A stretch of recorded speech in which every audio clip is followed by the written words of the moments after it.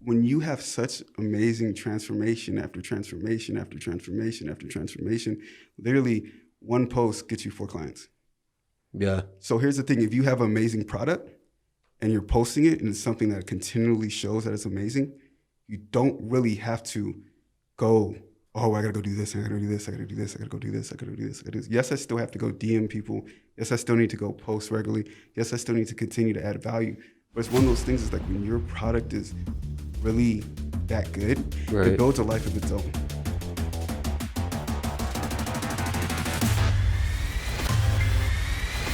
Hello, ladies and gentlemen. Welcome to the Hustle Up podcast. My name is Clint. And I'm Jonathan. And today we are sitting down with the one and only Josh Howard with J. Howard I appreciate Fitness. You guys. Yep, Fitness. J. Howard Fit. Yes, sir. J. Howard Fit. Josh is one of the premier trainers, personal trainers, fitness motivational influencers in Atlanta. We've witnessed his journey since college. I met you probably my junior or senior year. Yeah. But you guys have known each other. Wait a minute. Yeah. You rushed me. Yeah. That's the whole reason why I joined. Yeah. Let's go. That is a common thread. Jonathan was recruitment master of Delta Tau Delta. Well, now we're all masters of the universe. So what is J. Howard Fit? Because that's your marquee thing you're doing. Mm-hmm. So pretty much I go deeper into fit than just health and fitness. Pretty much I use health and fitness as the gateway to transform your life to become the best version of yourself. And the reason why I changed it to SHIFT because it stands for spiritual, health, intellect, fitness transformation. Dude, SHIFT Love is clean. it. SHIFT is really clean. You came up with that? Yeah. That's awesome. Yeah. That's very cool. Yeah. So are you an influencer? Are you a personal trainer? Are you a coach? Are you a mentor? What do you title yourself as? I would say a coach and a business owner. Okay. You know, I would say it was a beginning a personal trainer, then it kind of evolved. You know, and then it was then just a online coach, then became an online coach to a business owner, and now it's like a online coach that's more into not just health and fitness, but lifestyle, like life coach too, and owning a business. You know, so like as I evolve, it evolves too. Does that make sense? No, that makes perfect sense. I feel in a similar way. We were talking 45 minutes ago. Each new season of the podcast levels up because we're leveling up in our careers. The podcast changes, the studio changes as we grow, as we have more resources become available to us, as we meet new people and learn new things. It's a different business. It's a different you. You look back 6 months, there's continual growth, Kaizen, continuous improvement. Yeah. Absolutely. I was a completely different person 6 months ago. Well, let's talk. Let's rewind for a minute and talk You've got about a crazy story. because I believe Josh was actually our second podcast interview ever on Hustle Up. Was it really? I think you were, because remember you came to the old. You were on season 1. You weren't on season 2. You were the second podcast because you were doing it when we were still in the music studio in Duluth. That's right. You came in. I think you were the second podcast then, and you talked about how you had a direction to go towards online coaching. But I want to back up because we've got a new audience. We've got new quality. I want to pretend like we haven't had the opportunity to tell your story yet. So how did you start, and where were you at in terms of health when you were in high school? And you got a great story. Damn, So I'm going to let you run From from high school to competing to training and then scaling that training business. We got a lot to cover. Spend a little time on there, get people caught up on who you are, and then we can get into the guts, the real good stuff. Well, meat and potatoes. Well, pretty much like back in high school, I was very overweight. I was very, I thought I was in shape, but I was just a fat kid who played football. And then I remember I went to SCAD, but I dropped out because I didn't want to go there anymore. And then my friend was like, yo, I bet you can't get a six-pack by the summer. I was like, you know what? Fuck that. How much do you weigh at that point? Probably like 250, 260 at 5'5". So it was crazy, you know? And then I did it. You know, it was. I became obsessed with exercising and health because I was out of school for like 6 months. I just became obsessed with it. And it was like, I was using pretty much the law of attraction and visualization before I knew it, because I put a picture of LL Cool J on my wall and I was like, yo, I want to look like him. He gets all the girls. And then within 6 months I did. And then after that... then you got all the girls. And then after that, it's crazy. I was originally supposed to go to Georgia State to go play football, but since I flunked out of SCAD, I couldn't get in as a preferred walk-on. So the way I came to Kennesaw, I actually lied on my transcript, and then that I got accepted. Hey, there you go. And then it kind of all started there, like really my fitness journey, because I remember I went there and I was playing rugby, and then I cracked my skull, and then that's also when Burge was like, "Yo, you should join the fraternity and all this and that." And I was like, "You know what?" He's like, "Bro, there's so many women." I was like, "All right, fuck it, I'll do it." So that's kind of how it started. But then what happened is after I cracked my skull, I was like, "Yo, I'm done with rugby. I need to figure something else out to do." And I remember I was at a party. Had you achieved a 6-pack by this point already? Oh yeah. Okay. Yeah, before you got to Kennesaw. Yeah, okay. I had a 6-pack. And I remember I was at a pool party with like Kirk and like some other people, and then one of his friends was like, "Dude, you should be a personal trainer." I was like, "You know what? I'm working at pizza delivery. Now I remember that. I just have enough money to go buy alcohol, so I was like, "You know what? Fuck it, I'll do it." And then the younger person who we rushed, Johnny Wynn, was like, "Yo, you should do bodybuilding." I was like, "I don't want to do that shit. That shit's gay." And then he was like, "Dude, but look how ripped these people are." And I was like, "You know what? Fuck it, I'll do it." And then I did that, and I was being a personal trainer at the actual gym. And then I remember my boss at that time, he was like, "Yo, why don't you go and like train the sorority girls just for like practice and make a little cut from it?" I was like, "That's a good idea." Then I started making, like, for me, I thought Not that a was bad college I thought kid. that was a lot of money, but it really was nothing. But I was like, I don't want to give them a cut anymore. So I was like, I quit that. I was like, yo, fuck that. I'm done with that. And then that's kind of how I started personal training. And then I remember I became really good at bodybuilding. I won my first show. And then after that, I went to nationals and I started placing like top 5 in the country all throughout college. And then that's really when it kicked off like my health and fitness career, because I was like, oh shit, I can do this. And then after that, I just kept doing what I was doing pretty much. What year is this? I don't even know. I think it was like, what was it, like 2014, 2015? And you What would were have been a junior in college, senior? I don't fucking know. I don't Year 3, year 4? Yeah. Year 3? I think it was year 3. Yeah. I don't really remember. And then pretty much I took that same method to Atlanta, and I just did it with the bottle girls. Like club girls. Club girls, and it worked. Yeah. It worked really, really well. But When you say it worked, what worked? being able to get a bunch of clients, Okay. it worked extremely As well a personal trainer. as a personal trainer. But the thing was, it was a 2-part caveat. I was still treating it like a hobby, and also my life wasn't together personally. So everything just, right before COVID, like everything just, what was the beginning of 2020, everything just kind of just blew up in my face. And then it was the best thing that ever happened to me, because all my friends were like, yo, you should go online, you should go online, you should get a mentor, you should go online. And I was so arrogant and cocky. I was like, no, I'm just gonna do this in person. I didn't even know how to work a computer. So I was like, yo, no, fuck this, I'm gonna do this in person, it's working. But then when everything blew up on me in my face, and then I ended up not having a place to live, I ended up having to get my life together, and I was like, well, shit. And this is, remember, Hessing, I came over like your place, and I was like, all right, I'm gonna use this last $500, and because you were trying to help me actually go online. That's crazy. You're one of the reasons why I started my business. And I was like, I'm gonna use this last $500 and get me a mentor. And then I did that, and that transformed my whole entire life. And I didn't even have a computer at the time. I remember I was sleeping in my car for like 2 weeks until like my friend let me stay over. And then I was just going through like the course on my phone, just studying and learning and studying and learning. And then eventually, after that, I met my mentor, and I saw like he was making something like 8 figures, bringing home himself. And I was like, yo, I can do this. So then after I met him and everything, I was like, okay, I have enough confidence to do this. And then I transferred fully to online, high ticket, health and fitness online. And then everything just changed, because I learned how to relearn and put down like my arrogance again, and how to actually be a coach and be a good coach. And then it just scaled. Like in 6 months, I made over $100,000. That's wild. Yeah. There's a couple points I want to touch on. One of them is more of a mindset. You know, how do you hit rock bottom and use that as a launch pad? But also, I want to get there. But what I want to start with is how do you become a 6-figure coach online for personal fitness, health, And even more so for anyone who's a personal trainer listening right now, what do you even do to make those initial steps from physical personal training sessions to being an online coach? Because to hop in real fast, yeah, I don't know if you remember, Michael Chiara said the same thing.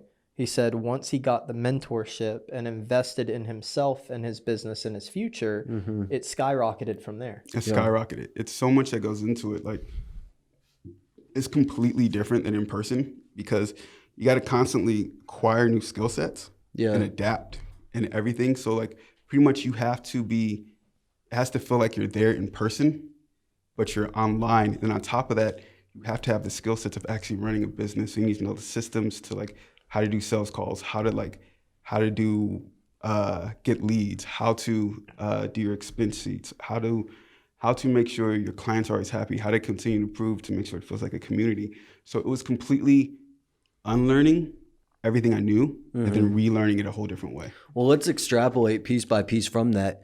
The first piece is, how do you make your online clients feel as involved or as important as a physical client? What do you personally do? I make them feel more involved. Okay, how so? Through building relationships, honestly. It's not really a system.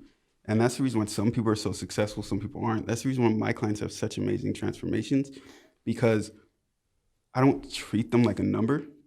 I treat them like if they were a part of me through like my transformation. So I put in extra time and care to make sure that they're successful. There's no one size fits all. There's no one size fit all. But what does that look like? Does that look like daily text messages to your clients? Does that look like a once a week video? Like, it's like they have 24/7 constant communication with me. So it's like whenever we need to talk, we talk, whether it's a text message, whether it's a phone call, whether it's a Zoom call. It's whatever they need. And it's one of those things that I'm constantly evolving and improving on my side just so I can deliver better from them, because I still feel like I haven't given enough. See what I'm saying? How many clients does it take roughly to get to a 6-figure income? It depends how much you charge, you know. The average rate that I charge, I would say, is anywhere from $1,500 to $2,000 per client. So is that a month? No, that's over like a 3 to 4 month period. Okay. So that's the average, and I'm gonna bring it up. But I would say, I don't know, I did it. I was surprised when I looked at the numbers, like, oh shit. But it was one of those things, it's like, I wasn't focused on, in a sense, how much, like trying to hit 100,000. I wasn't focused on that. And that's why I hit it. Yeah, it's exactly why you hit it. That's why I hit it. And here's the thing, like in the beginning of 2021, I transitioned my mindset and I was just focused on money. So then everything started falling back. And then recently it started skyrocketing again because I refocused not on money, but on the actual customer, you know? And that's a big caveat that a lot of people, business owners and a lot of people in the fitness industry, just business owners in general, need to not focus on the money, but focus on the value. And I lost focus in January and I just finally started regaining it again. And that's why my clients are starting to have even crazier results. And now business started picking up. It's going to pick up tenfold compared to what it was, because I transitioned my mindset from, oh, well, I'm trying to make X amount of dollars so I can scale my business, instead of, okay, I'm going to take a step back and I'm going to give the most value so my clients have the best transformation. And then from there, I will scale my business the proper way in which you're doing it. When you lose focus like that, how do you get it back? What do you do personally to realign your focus? I'm very honest with myself. I reverse engineer, like, why am I here and what did I do to get here?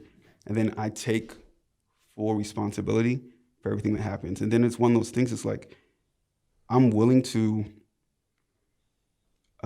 what's the word? I'm willing to pretty much, I say it's ego death. And no matter how many times, in order to complete my life purpose, which is help transform as many lives as possible, to have a life of prosperity. So I'm willing to say, let my business digress, let me transform to the person I need to transform, and completely humble myself, remove everything that I thought I was to become the person I need to. And I just recently had to do that. because I realized that my focus, I got too much back in my ego, and I cared too much about money and cared too much about just growing as a business owner, but not in a sense doing what I was been placed to do, which is help people transform their lives. Well, it's first fundamentals as well. What are the things that got you to a point of success? And if you lose focus of those fundamentals, it's, you lose focus. But then when you realign them, hey, what are the things that works? What are the things that got me here? You see those amazing transformations and progress. And then also too, you're grateful. It's different than last time. Like, you're grateful. Like, for me, it's a lot different. Like, I don't take anything as, in a sense, as for granted at all. Like, I'm grateful for every single client. I'm grateful for every single person I can help, which last time I got to the point where I didn't really care. Because I went from like having nothing to having, for me at that time, was a lot of money. So I didn't really care. But now I don't really care. You need money because money's energy. You need it to scale and to do whatever you need to do in life. I don't care for money in the sense of a validation or personal thing. I care more about, like, how can I offer value and really serve my purpose? So when that transition happened, it was, I don't know, it's because I'm just now really getting into it. What I really care about is how can I improve so that I can make sure my clients are better, are constantly better, So it's two types of mindsets too. You got the corporate mindset. The more money you make, the more it matters. And then the entrepreneurship mindset, the more money you make, the less it fucking matters. So when you first were rolling out your business, how did you funnel in your customers? Because I'm sure the amount of clients you had, maybe all of them converted to all online, maybe not, but none of them did. So how did you said you made $100,000 in 6 months. How did you start from nothing and create a funnel to be able to do that kind of revenue? Ooh, that's what I learned from, like, my mentor. Pretty much like DM outreaching, and then what is DM outreaching? Literally, it's like door-to-door sales, but online. On Instagram. On Instagram and on Facebook, and I'd go and DM somebody who looks like an ideal client, and I would just DM all day. How many DMs do you think you were sending a day? Like, at the beginning, like your back's up against the wall. I mean, that would limit you. So I would say probably like 400 to 500. He said 4. That's some Gary Vee shit right there. That's awesome. Yeah. So let's say, so walk me through a funnel. So you message 400 to 500 people a day. How many of those people convert to the next step? Maybe not convert to a checkout, but convert. What is the next step after you talking about now? Or just back message then? No, but like back then. Shit, probably like 2. Two a day? No, like 2 in a month when I just started. So the good thing though, so like, 2 out of 5,000. Because there were people I didn't know, but then luckily I got blessed because then, like, a few people that I did know wanted to trade with me because they still knew who I was, and I would just use the DM outreach process on them, and it worked and it caught fire. But in the beginning, I mean, it was a lot, and I was nervous because I was like, I never sold something that's like over $1,000+ and it's training and stuff. I remember before this, the most I ever sold for training was $150. Wow, that's a jump. Yeah. So what are you doing to pack in that extra value now?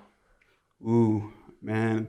Like, right now, what I did is I just created a Facebook community. Then I'm doing, on top of that, I'm doing twice a week Zoom call support sessions. And then I'm dropping next week 5 videos a week, like PowerPoint style, on just one, like, on mindset, one on beliefs, one on habits, one on health. So even like stress, stuff like that. And then one on like food and workouts. Some good content creation. Yeah. Then on top of that, I have a custom app that I use for my clients, and then that it's integrative. So me and the client can always work together. So they're involved into the whole entire process.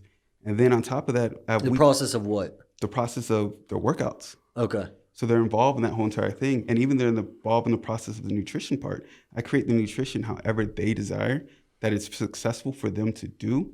And the goal is something that's sustainable for the rest of their life. So if like, is it flexible? So if I'm one of your customers and I'm like, yo, I want to tell you my goal, I want you to look at me, and I want to be as hands off as possible. Can you do that too? Yeah. So I work with you only if I want to work with you, and not work with you as like you're my coach. Like once I'm coached with you, I could either have you give me my diagnosis and my plans, or I could work with you on as much of it as I want. I'm someone because I care about quality. Mm-hmm. So I pretty want to accept you as a client. Okay. Because it's one of those things. It's like I only want to work with people who are really trying to completely transform their lives. And people who are completely trying to transform their lives are very big on communication. So when you vet someone, them being hands-on is part of your vetting process. Oh yeah, that's the only reason why I can charge this much is because I'm hands-on and I'm there throughout the whole entire way. Have y'all seen You know, Cobra Kai? Yeah, I have. Yeah, there's a scene toward, I don't know, second or third season. This guy wants to learn karate. Mhm. He comes in and says, "But I want to do it without being kicked or Yeah. punched," or he has all these lists of rules.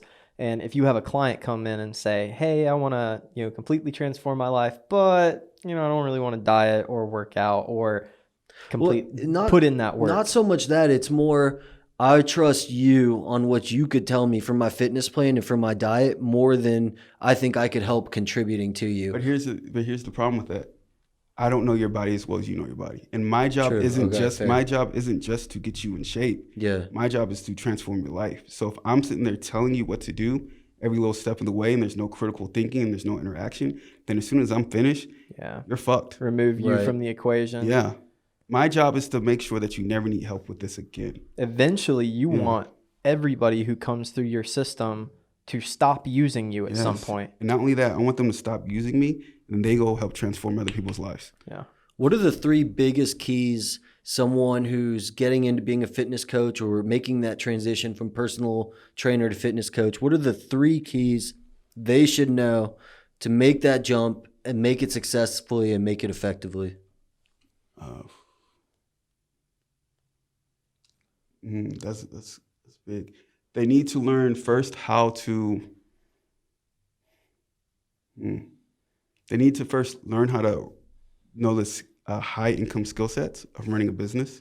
So they need to learn how to do sales. They need to learn how to do some marketing. They need to learn how to manage clients and things of that nature. Maintain a balance sheet. Yes, and not only that, the second thing I would say, they need to unlearn personal training and learn, in a sense, how to be more of a psychiatrist to them, because you need to be able to understand all the variables within their life, and then you need to make sure that what you're doing, it flows with their life, and you need to be able to be adaptable. At any given moment of time. You need to know that everybody has different coaching styles and stuff like that. So I would say you also need to always be learning, not just learning health and nutrition, but learning leadership, learning psychology, learning spiritual beliefs and all that, because it takes all that, because at the end of the day, you are transforming somebody into the best version of them. Right. And that's so much deeper than just diet and nutrition. Yeah. So I'd say the three things are learning the fundamentals of a business, learning your customers, really learning your customers, and then learning the tricks of your industry. So continuous learning on how to be the best fitness coach or mental coach you can be. You got to pour into yourself like you pour into others. Right. Actually, I'd say, yeah, you're right. But I would say it's not just being the best. You really need to learn self-mastery, because the thing is, like, when you're doing this and people are paying you that much, if they don't fully buy into who you are, they're not going to fully buy into the program.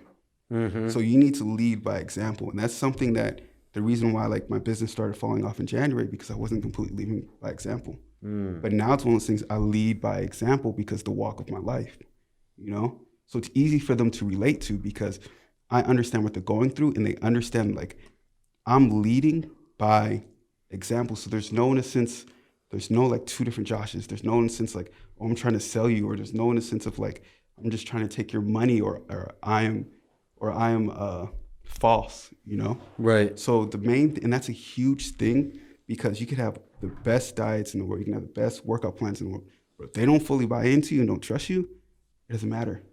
And the only way they're going to fully buy in and trust you is by your character and who you are as a human being. Yeah. And that's the biggest caveat. And you know what else? Like, you know, people buy into results, which is, you know, I see your Instagram posts all the time of the people who you train. Like these people are losing tremendous amounts of weight, and you see it in the time spans are so little. So you're, you know, part of that is getting the results, and then the other part is displaying the results. Here's the thing: the reason why they get such great results, because not only do I teach them the tools and skill sets to be successful, but I guide them to break their limiting beliefs. That's the caveat key. Okay. And the only way that they're going to break their limiting and trust me to guide them to break their limited beliefs is if they trust me as a leader. What are some of the top limiting beliefs that you see universally across clients Good question. and people you know in general? I'll give you one. I hear people say all the time, you know, I tried going to the gym, but that just didn't work for me. Maybe it didn't work because they only did it for 2 weeks or... Yeah, I would say that. I would say the main thing. Is lifestyle. Like they don't feel like they can integrate with their lifestyle. They feel like their health is something that is disposable for having a high performing life.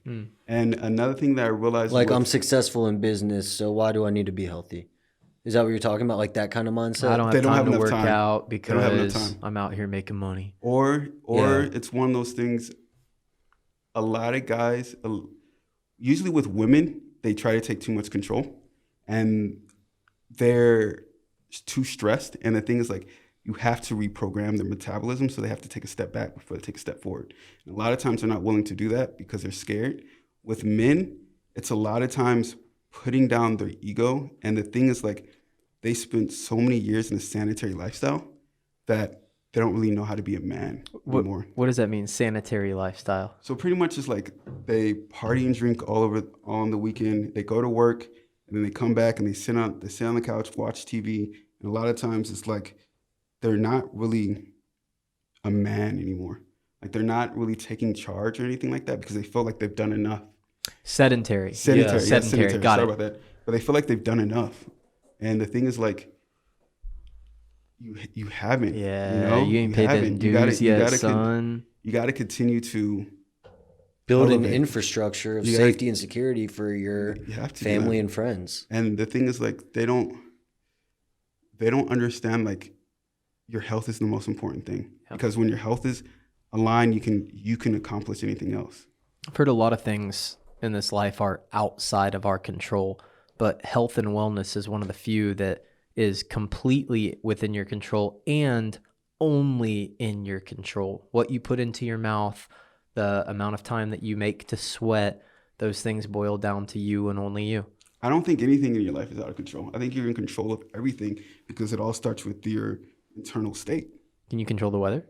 No. Well, you're in control of how you react to everything. Yeah, you're in control of how you react to everything, and then by the way in which you react can completely change your reality. That's facts. That's true. That's right. That's right. Yeah. You know, You can't make it rain and you can't make it not rain, but you can choose whether or not that ruins your day or whether or not, you enjoy the rain. yeah.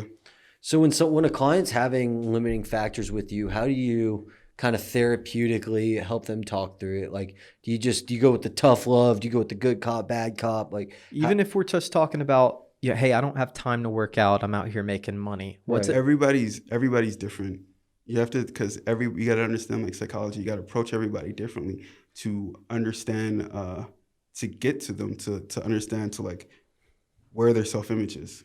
You got to understand, like, all right, here's the reason why you did this, and here's what's holding you back. And unless you don't change, this is what's going to happen. And not only that, in a sense, you also have to, in a sense, like, what's the thing? Give them, like, encourage them when they do make little victories. So the main thing that I notice is you have to, in a sense, set it up so they have momentum. So it's like little victories that can compound so they gain confidence and they keep on progressing.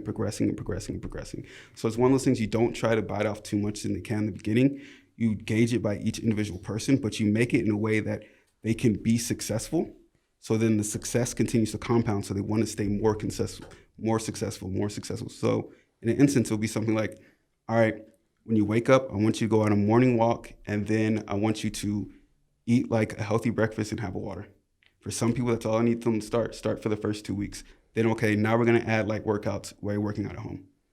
Okay, then we're going to start adding more and more. And then it's one of those things like, okay, now we're going to make sure you wake up earlier, make sure you journal so you're less stressed, things like that. But you compound it, because once they have confidence of victory for the little things, then it transforms into victory of the bigger things. And it's one of those things, it's like they have to accomplish the victory. I can't accomplish it for them because it's a self-confidence thing. Give them the plan and the infrastructure, but they still have, you can't put in the work for them. No, but I always guide them. Like I'm always checking up on them to make sure like they do the work.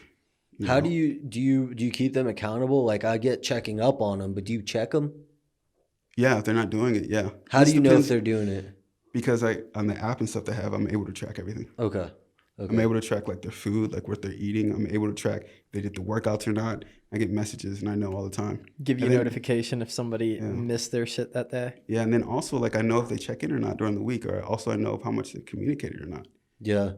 So it's not hard to track, honestly. It's just hard for some people to really want it, Yeah. Most people do, but there's always that 20% that just don't. Yeah. And that's the part that kind of bugs me, to be honest, because I want everybody to be successful. Yeah. What's your favorite app for tracking fitness data that you've used or come across? So far, I would say Trainerize. It's my favorite, but they need some improvements, but it's my favorite so far. But I noticed, like, I don't just use Trainerize. Like, you have to give more than that. So it's like a Trainerize combination with Zoom call, combination with text and FaceTime or regular calls, and then a combination of sending videos that help them out, and then now doing community calls, because they need as much support as possible in order to it be fully involved as an everyday thing. It sounds like a hole in the market right there. That's what I was just That's thinking. your path to a B, son. Yeah, there's nothing that incorporates all of those into one app. Software as a service, my friend. Yeah, hey, there you go. Let's talk. Have a conversation afterward. Non-digits. Yeah.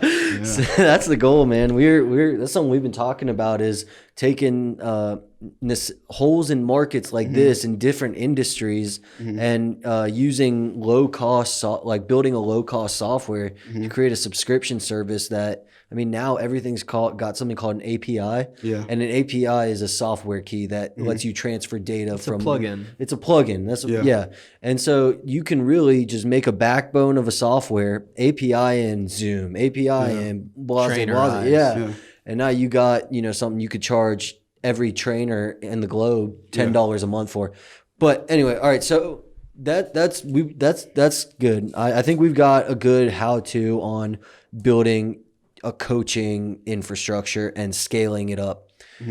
You mentioned that you in 2020 you hit rock bottom. You were living in your car. What inspired you to turn that around? How did you, in a time of darkness, focus on seeing the light and weather all of the shit life could throw at you to see success? I didn't want that to be my end story. Okay. It was that simple. I didn't want this to be what my story, what my legacy was. Right. So I was willing, in the sense of, to completely let go of who I was to become the person who I want to be. And who did you see yourself as, the person you were at that time? Someone who was just lost and confused and just didn't know what he wanted to do with his life, and just like in a very dark place, but knew how to mask it really well. Didn't really care about anybody or stuff like that. It was all about a facade, an image, Yeah. But it wasn't. It was all like masking up pain and hurt and just lostness, So the best thing was ever hitting rock bottom, because then I really found who I am, and then I always know how to get back to who I am, and I always know how to elevate. When you say you found who you were, who are you? That's a good question. I don't know. I'm a man of God who's just doing his purpose and servitude in life. Which to pretty much speak life and prosperity into individuals, so they're able to transform their lives and be able to transform their communities and things of that nature. know? Yeah. So when you like being able to see the glass half full instead of half empty is one thing, and it's very hard to do, especially at rock bottom. But what's even harder is when you're in an emotional state. Imagine when you're really mad at someone, you're not thinking logically. So when you're in that really low frequency state, not many people are thinking out, well, I need a plan. This is my goal in 6 months. I need to reverse engineer it all the way back to point you A. helped me with it. But for sure, but you came to me ready, like looking for help. You know what I'm saying? Like you already knew what you wanted to do. Yeah. We just had a couple conversations. So Yeah. how did you even find what the first step to take before I was even in the picture? How did you find your first step to take, your second step to take? You know what I'm saying? I already pretty much knew what I needed to do. Okay. I just never did it because I never wanted to get uncomfortable. Got you. I was so comfortable. I always knew what I needed to do, but my ego was like, nah, it's just fine. I'm comfortable, because all I cared about was just pretty much like the clout, being known. Yeah. You know? So I was cool with that, but I knew what I was supposed to do. I just never cared for learning or being uncomfortable. And the crazy thing is now, I love learning. Yeah. I love learning. Like, it's one of those things, like, now I'm willing to reinvent myself anytime necessary, and be able to subtract anything from my life that in order to become the man I need to be, to continue to progress what my overall purpose is in life. Yeah. You know? So Yeah. now it's one of my greatest strengths. So how do you scale that from here? Ooh, ads. Ads? What kind of ads? Ads. Pretty much like Facebook ads, YouTube ads, Instagram ads. You run those yourself? I'm learning how to run them myself, because it was one of those things. It was like, I had business partners who were going to help me run it. And that's when I started becoming more corporate instead of more personal. And then I realized it's like, well, this is my business. I need to learn how to do every single thing properly. Otherwise, I'm not in control. Right. So I had to take a step back and now relearn it and hire a new mentor, go back to the very first mentor I had, and learn ads myself and take more time learning it, so I can learn the ins and outs of every single part of my business. Yeah. You know? That's smart, yeah. That's like at Chick-fil-A, you can't buy a franchise until you've held every position you can hold in there. I'm gonna challenge that just a little bit from a book called The E-Myth. There's a saying that says, "Only do the things that only you can do." So while here's a caveat. That's true, but I need to know how to do every single Speak thing. the No, I agree. language. No, I agree in that regard as well. So here's the thing: I'm having a mentor that's teaching me how to do that, who's mastered it, who's made over 9 figures in the same amount of time like your business started, in 3 years, mastering that with high ticket online. But I need to know how to do it. Even if I suck and I have to hire ad people, I need to know how to do it first. And the thing Understand the process. that was something that by myself that I learned this year is like, I need to stop having people like rely on certain people in certain areas, but I need to learn it first, even if I fail, so then I can master it, master my overall business and know that section, and then hire somebody. You know? Yeah, 100%. 100%. I agree. I'm in the middle with you guys, because I'm like, I've tried to work with contractors before to build technology, and if I don't know how to communicate to them, because it comes of a lack of knowledge on what we're talking about, I never get the product that I envision in my head. And with some people, whether you're contracting them for ads or building out technology, that SaaS product you're going to build one day, you have to know how to be able to tell them what they want. And also they can't take you on a ride. Like they can't overcharge you because you know what the fuck's going on. Yeah.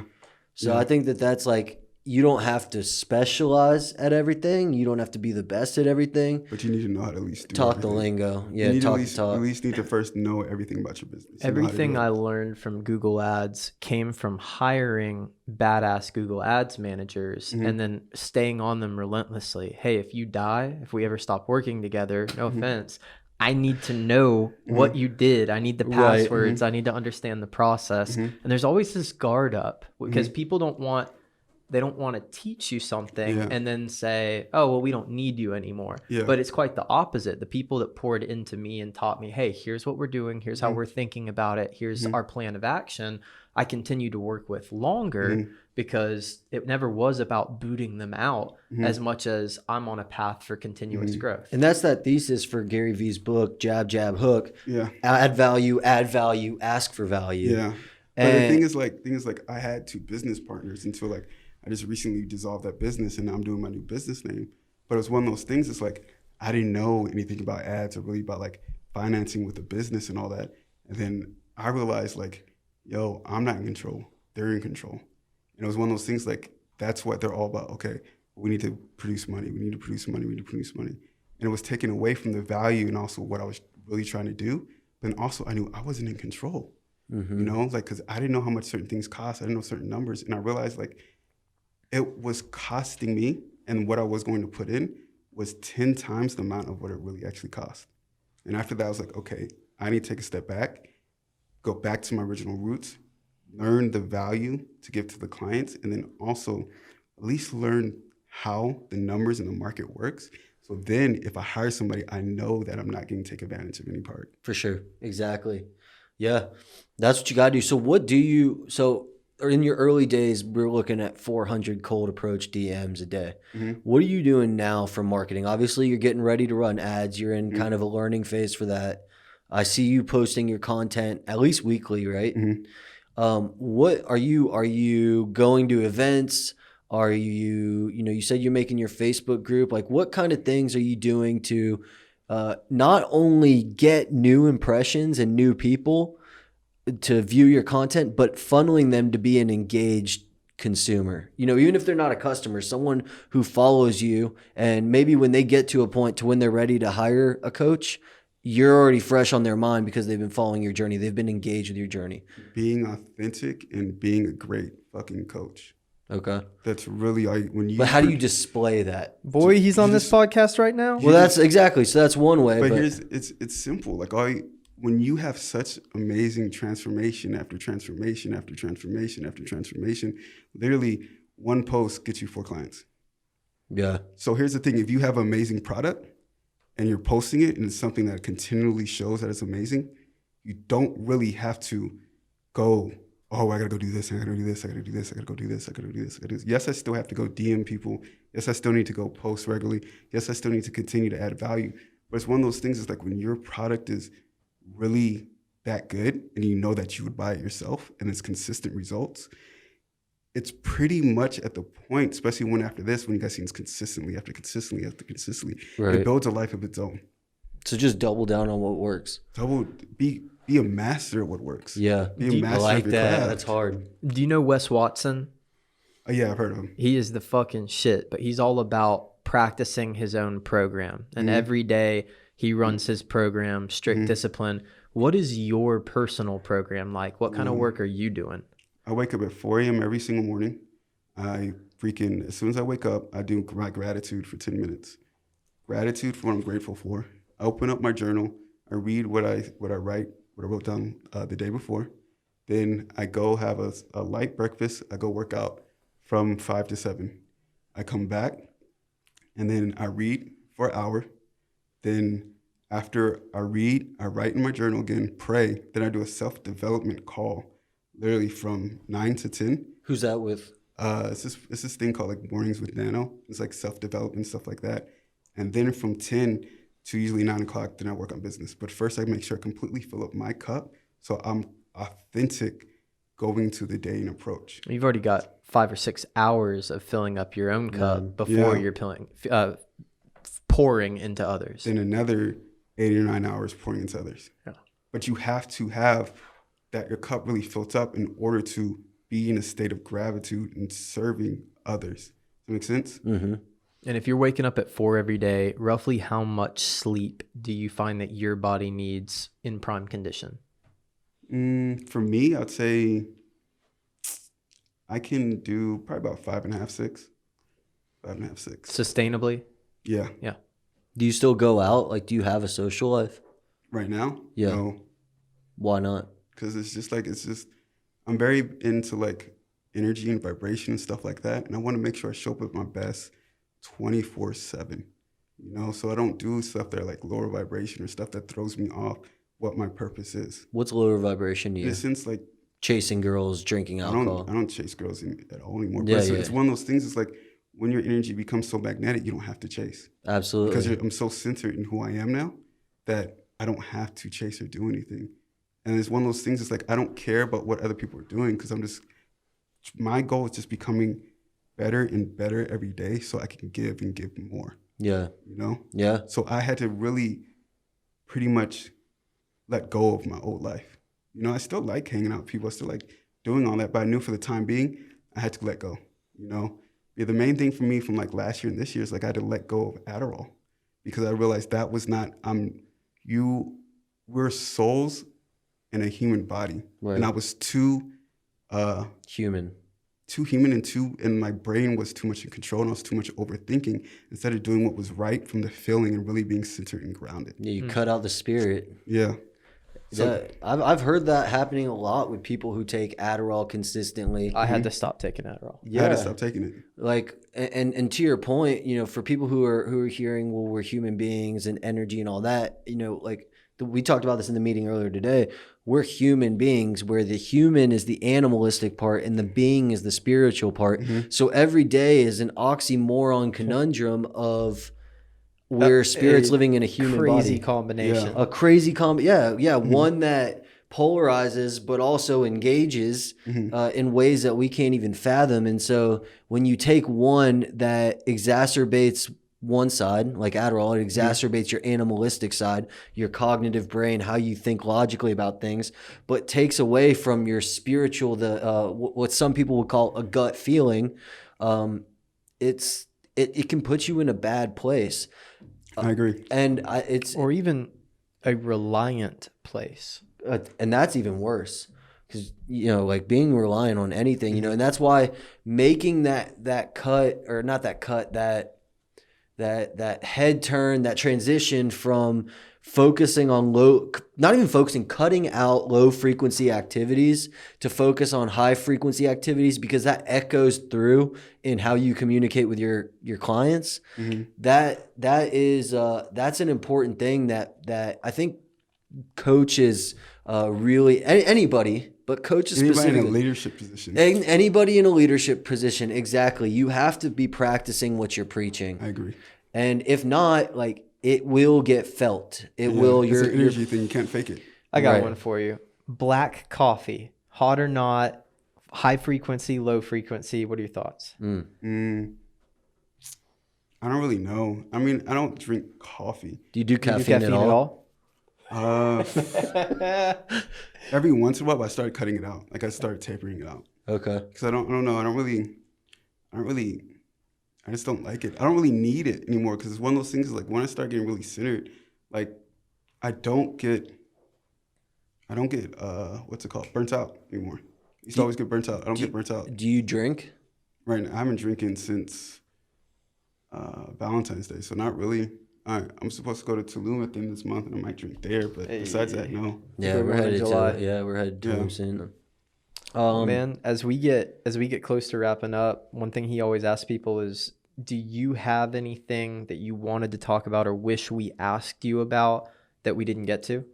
No, I'm good. I'm just glad to be here. Yeah, dude, it's good to have you back. Yeah, because our stories have been connected for so long. We all came such a far way. That's fire, bro. It's and you know, it's cool because, you know, you already mentioned this on the podcast, but every season we do, we've leveled up in life. Mm-hmm. And it seems that the recurring guests that we've had, which aren't many, I don't know, we've had maybe you are. We have to have Kurt on like 8 times. Oh yeah, Kurt, yeah. But you know, having you on and seeing how much progress you've made, because that was filmed. Our first episode was filmed in 2019, and you were talking about making that transition from working in gyms to something bigger and more scalable. And I don't think at that time you had it defined what it was, but now you know, now you've seen some success with it. Shout out to Kennesaw too. It all starts with a vision. Yeah. You know, it all starts with a vision. But it doesn't end there. And that's an important message people need to understand. The law of attraction doesn't mean I'm going to sit here and think about a bike till it ends up on my doorstep. It's about action. Yeah, exactly. And here's the thing. Here's the one part with law of attraction. It's one of those things. It's like you desire in the beginning, like you visualize it, you desire it, but then you take that, you move that desire into intention. And that's where the law of attraction meets the law. I think that's where it becomes subtraction. manifestation, Yeah, right? and here's the thing: you subtract the sense of desiring, like, oh, like I want this, I'm lacking it, into a sense, all right, I'm achieving it. It's possible. Yeah. And that's the biggest difference between why most people succeed and most people don't. It's because you have to have that intention that it's already happening before it happens. You have to become that person before you arrive to that destination. There's That's a clippable content. Absolutely. And there's an African proverb that says your eyes cross the river before your body does. Mm-hmm. And it's like that being side, like that's the part that fucking like if your spirit is aligned, then you know you've got this. Mm-hmm. You feel it through your bones, you feel it in your gut, you feel it in your heart, you know you've got it. But your animal side is you gotta be a fucking killer to bring it out in the world and to really make it something. You know, we have something that's like we like to say that like trippy or out of body thoughts, epiphanies, if you will, compounded with consistent action is how you change yourself in the world. I agree. And if you just visualize or you just attract without the action, Epiphany after epiphany, and no you become a end philosopher. result. Yeah, you become a philosopher, and all you do is run in feedback loops of the same idea. And then maybe you compound on it, but you're either creating out here or you're creating in here. But here's the thing too: when they're both aligned, the universe starts moving in your favor. Absolutely. It works with you, It's a not against mindset you. shift. Yeah, the universe is constantly conspiring for you and never against you. Yeah, absolutely. Well, man, this has been great. It's great to hear you're doing so good. You know, I remember that point of your life in 2020, and you know, That's crazy. I know it is, dude, and I'll tell you why it's crazy. It's crazy because I encounter a lot of people who get in that position, and seldom do they take it and become an alchemist. Seldom do they take the lead that life gave them and polish it into gold. And you were truly able to do that in front of our eyes. Exactly. Yeah, it's a prime example. You've seen success. You're scaling your business. You know, you've obviously maintained your physical health through the duration of all that. I think you have some valuable information that if anybody's listening who wants to be a personal trainer, online coach, or even change their life, their mindset, and their body, how can they get in touch with you? What kind of programs do you offer? They can just get in touch with me. I don't want everybody. What's your Instagram? Yeah, I'll give them my Instagram. I was thinking of the best way I want to contact. So just jhoward_fit. jhoward_fit. Yep. Okay, cool, man. And do you have a program out right now? Like, do you have material? Can people watch your content, read your anything? Yes, pretty much. They can just, if they contact me on there, because everything I do is very exclusive. Yeah. So they can contact me on there, and then from there we can set up a call. We can talk deeper, and then from there I can show them what I do. But it's one of those things. It's like I'm very exclusive with the type of people that I decide to work with. Hell yeah. Give me your top 3 results from your clients that your marquee clients. What was their weight shift from the beginning till the end? Oh, I just had somebody. She lost 100 pounds. And how long? Let's go. It was about a year. I had, I've had so many crazy ones. Klein, back from college, like he completely transformed. I saw it. I remember that was seeing like his pictures. 4 months, and then this girl named Holly. What was his weight drop in 4 months? I don't even know. Over 50 pounds? I don't even know. But he built a lot of muscle too. Okay. So I don't know. And then I would say probably the craziest. There's 2 craziest ones. One, this couple who had just got ready for their wedding. They completely transformed the way they looked, and now I'm helping them start their online business. Awesome. And then this girl named Holly, you know, the famous girl in Atlanta. She's on Wild and Out. Yeah. Her transformation was probably the craziest because she started from not working out at all to not just becoming wonderful working out and completely changing her body. But then she took that and became a trainer herself and now empowers other women. And then now finally got like in a healthy relationship and is probably gonna get married and has her own business and stuff like that. That's and awesome. all just started with just working out. And I have one other person, his name is Boris. He lost over 50 pounds in 6 months. And then he went from being sales rep manager to partner within his own company. Wow, that's incredible. Yeah. That's amazing. Well, those You're trains changing lives, man. Yeah, for that's real, the for goal. real.